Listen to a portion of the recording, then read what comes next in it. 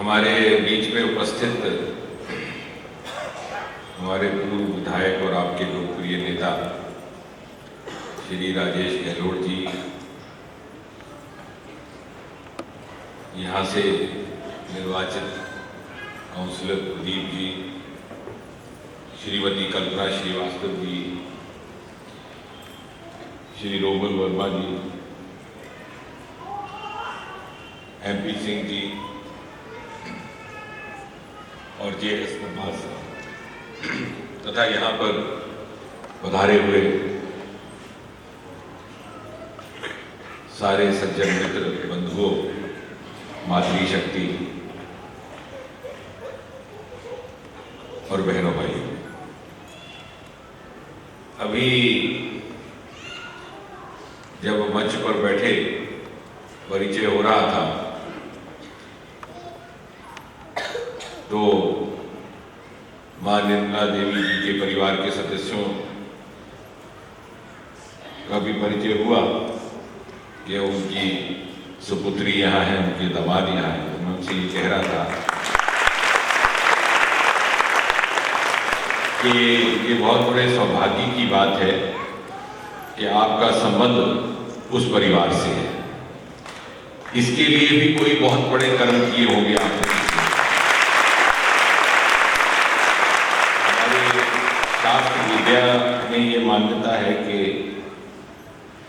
किसी अच्छे ऊंचे संस्कारी परिवार में जन्म लेने के लिए भी, क्योंकि जन्म तो अपने हाथ में नहीं है, जन्म लेना और मरना कभी कभी हो भी जाता है हाथ में।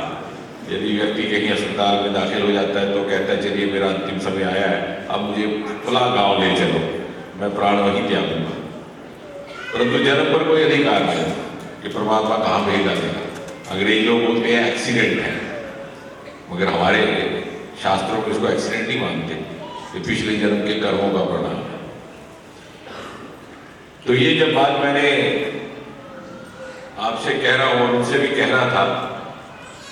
तो यकायक एक और बात मन में आई जिसमें थोड़ा स्वार्थ भी है। तो मैंने कहा एक दूसरी बात इससे ये जुड़ती है कि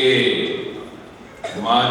निर्मला देवी जी का स्वर्गवास हुए लगभग 5 वर्ष होने को आए और ये सड़क भी कई वर्षों से थी, लेकिन कहीं ना कहीं पिछले जन्म हमने भी अच्छा कर्म किया था कि आपने प्रतीक्षा की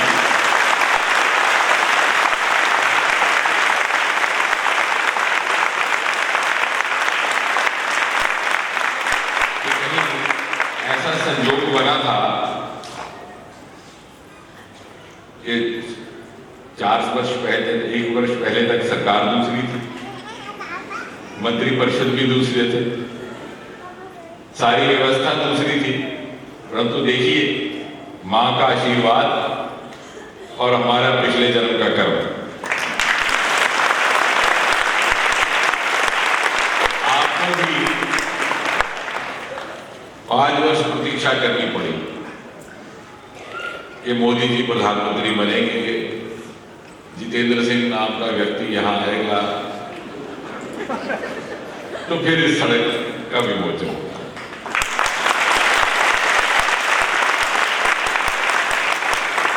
इसलिए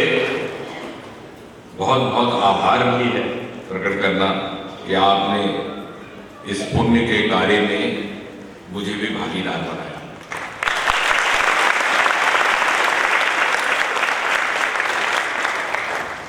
और हमारे यहाँ ये विश्वास है, और मैं भी इस बात पर थोड़ा बहुत अंधविश्वास तो नहीं तो विश्वास तो कर ही लेता हूं कि भाई प्रातः जब आप घर से निकलेंगे तो पहले सबसे पहले किस व्यक्ति से आपका मिलना होता है, तो वो आपके आचार विचार पर सारा दिन उसका प्रभाव रहता है। तो उस प्रकार से ये रविवार 6 दिसंबर का दिन भी हमारे लिए शुभ निकला।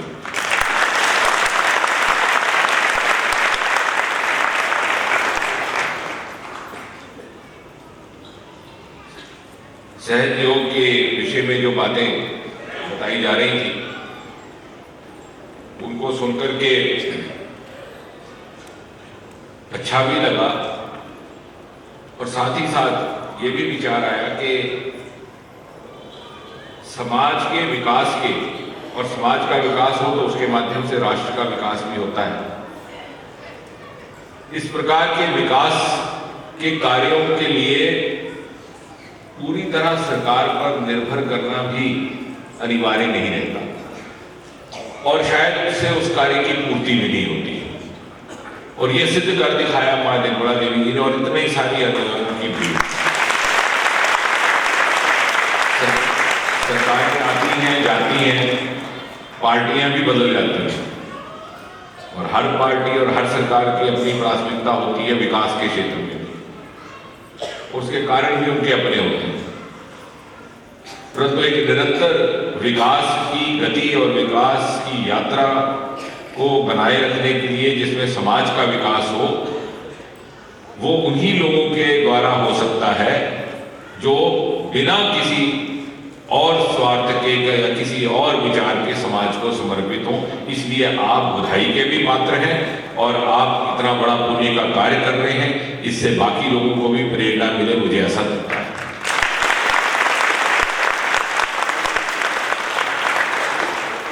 भिन्न प्रकार की जो गतिविधियां हैं संस्था की, उनको सुनकर के मैं ये कह रहा था कि जहां जहां हमारे सहयोग की, सहज योग में सहयोग, ये संस्था तो सहज योग है और हमारी तरफ से सहयोग, तो जहां जहां सहज योग में सहयोग हमारी ओर से बन पड़ता होगा, कृपा करके आदेश दीजिएगा, सुझाव दीजिएगा, ताकि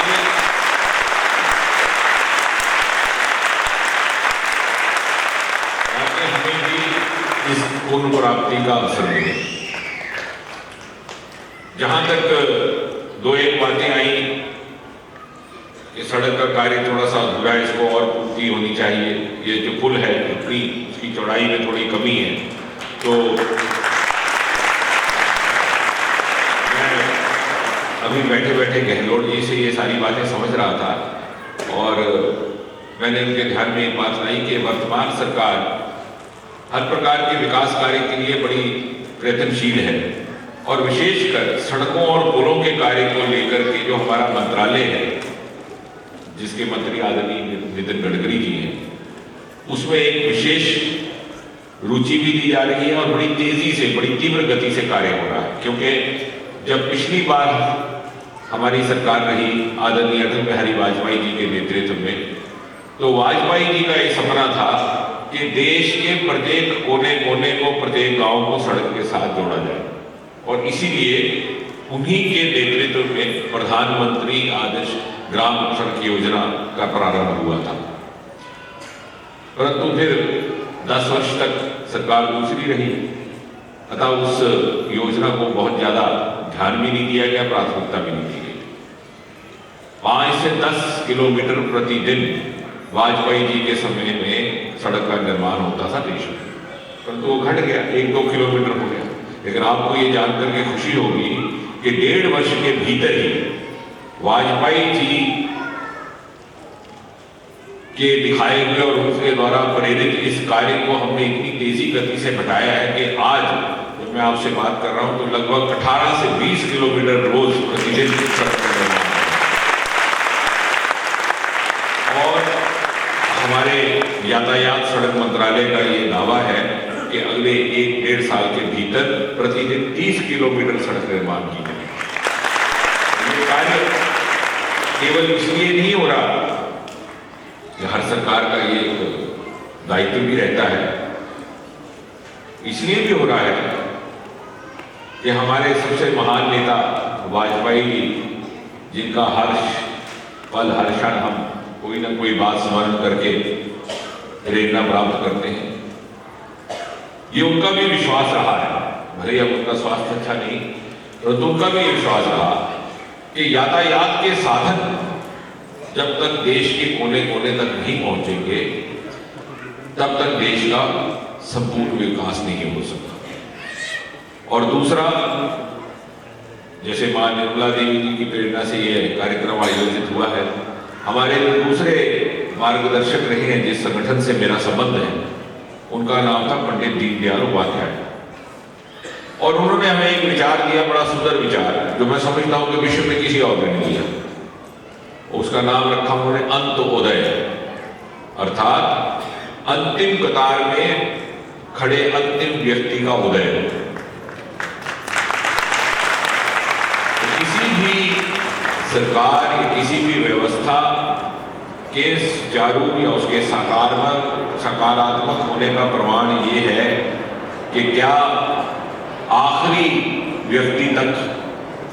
उसका लाभ पहुंचा कि नहीं पहुंचा। तो ये बात थोड़ी सी विस्तृत हो गई, परंतु यहां से आरंभ हुई थी कि मैंने गहलोत जी से भी और प्रदीप जी से भी आग्रह किया है, इसके कुछ दस्तावेज प्राप्त हो जाएंगे तो निश्चय ही बहुत शीघ्र थोड़े ही समय में हम ये पुल का कार्य भी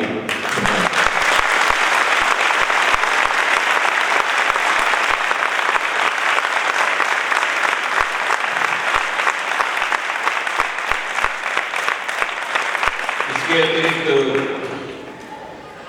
संस्था की गतिविधियां और विस्तृत करने की भी गुजाइश है और रहेगी। और जैसे जैसे आप जिस प्रकार की योजना बनाएं आप हमें सूचित करिए, हम उस प्रकार का सहयोग करेंगे। अभी ये जो चार्ट रख करके प्रदर्शित किया जा रहा था कि किस प्रकार योग के लाभ होते हैं, किस प्रकार के रोगों पर नियंत्रण होता है, तो मेरे मन में एक विचार आया कि कभी आप हेल्थ कैंप भी लगा सकते हैं, इस प्रकार के स्वास्थ्य शिविर लग भी रहेंगे। और उसमें एक राज की बात आपको बता दूं कि जब आप कह रहे थे कि शुगर रोग पर भी नियंत्रण होता है, तो इत्तेफाक से मैं शुगर रोग का ही विशेषज्ञ डॉक्टर हूं। अब बात यह है कि आज मुझे उसके कारण नहीं बुलाया गया, ये मेरा दुर्भाग्य है, परंतु उससे बड़ा सौभाग्य यह है कि मां निर्मला देवी जी की स्मृति में बुलाया गया। इन्हीं शब्दों से आज एक बार पुनः आपका बहुत बहुत धन्यवाद, और आने वाले समय में भी अवश्य हमें स्मरण कीजिए और हमसे सेवा लीजिए। ऐसे तो नेताओं को आदत होती है भाषण देने की, फूलमाला पहनाने की, परंतु हमारा आपसे आग्रह रहेगा कि आप हमसे सेवा का कार्य लीजिए ताकि हम संतुष्ट होकर के यहां से जाएं। धन्यवाद।